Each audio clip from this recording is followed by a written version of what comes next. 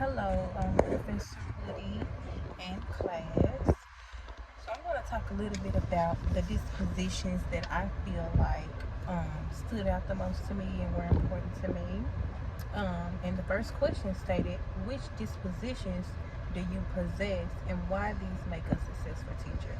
So the first disposition that I chose was respect for diversity of others. I feel like it's very important to have respect for diversity because we live in a world where not everybody is the same. And we have to be respectful of that not everybody is the same. And I feel like in order to have respect for diversity, we first have to understand that we aren't like our peers, or we aren't like our family members, or we aren't like our children. And we have to acknowledge that, and we have to come to terms with the fact that that's okay, that not everyone is the same. So as far as teaching goes, that will make a successful teacher, because a teacher that understands that they're going to have students that come into their class that aren't from the same background, that don't learn the same, that are on different levels from the other students. Some may be more advanced, some may need a little bit more practice. But I feel like a successful teacher takes all those challenges and creates a classroom that each student can feel comfortable in. And once the students feel comfortable in their classroom, then their environment can feel welcoming and they will want to be able to learn. I also feel like another disposition that makes a successful teacher is fairness. That doesn't just go for we teach the kids, oh, we have to be fair. That goes for us as adults as well. We have to make sure that we are teaching our children to be fair, and that we're also showing them an example of what it means to be fair.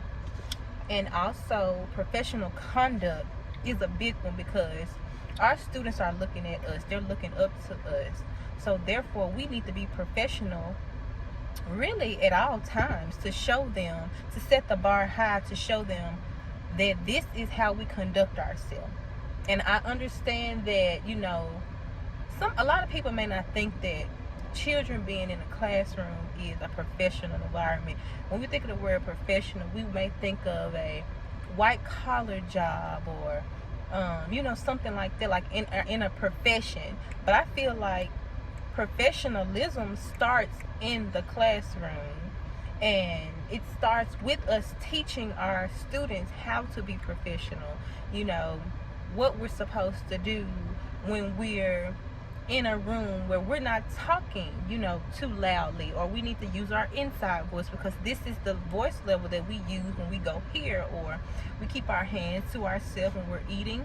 We make sure that we're using our utensils. All that is a part of teaching a child how to be professional, because one day they're going to need those skills to go into a job, or to go into college, or whatever it is that they want to do. They're going to need that. So the next question stated, what dispositions do you need to work on before you enter a classroom as a first year teacher, and provide an example of how to uphold these in the classroom? I chose reflection, and I say that I need to work on that but because I feel like a lot of times I may beat myself up about if I didn't do a good job. So to go ahead and give the example, say for instance that I may have not handled a situation the way that I could have. I may go and beat myself up about it instead of reflecting on it. And it's okay, because we're all going to make mistakes, because we're humans. That's completely okay. And I have to tell myself that it's okay. So I feel like reflection is very important, because it's going to allow me to see where I went wrong at and what I can do to better myself for the classroom. How do dispositions demonstrate ability to understand others' cultures, genders, learning differences, to build strong relationships with students and families? I feel like it's just important. The dispositions just allow us a visual to see how we need to carry ourselves and how we need to teach our students, so that we're providing them with the best learning and the best care when they're in our care possible. And so that way, when we're around the students teaching them, they'll go home and say, well, Miss such and such taught me so much today. And that makes their families feel comfortable that their child is actually going to a school benefiting from learning. And I think the last question was, how do you want to use feedback from your evaluations and observations, student performance to adjust the disposition, teaching practices to benefit learning? I feel like when you get an evaluation, or if you're being observed while you're teaching, or when you're told about how your students' performances is, whether it be if you did an assessment, if the students took an assessment, and you get those scores back, I feel like you take all of that and you say, how can this better me? Even if it's positive, even if you get nothing but positive feedback, I feel like you take that and say, how can this better me? How can this better me to be the best person that I can be?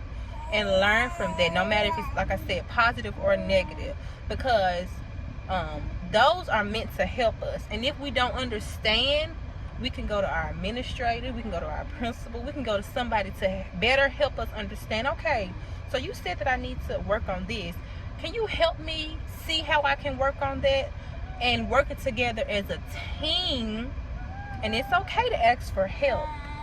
And I feel like that will make the most of the learning environment, and that will be beneficial to not only you but the students as well.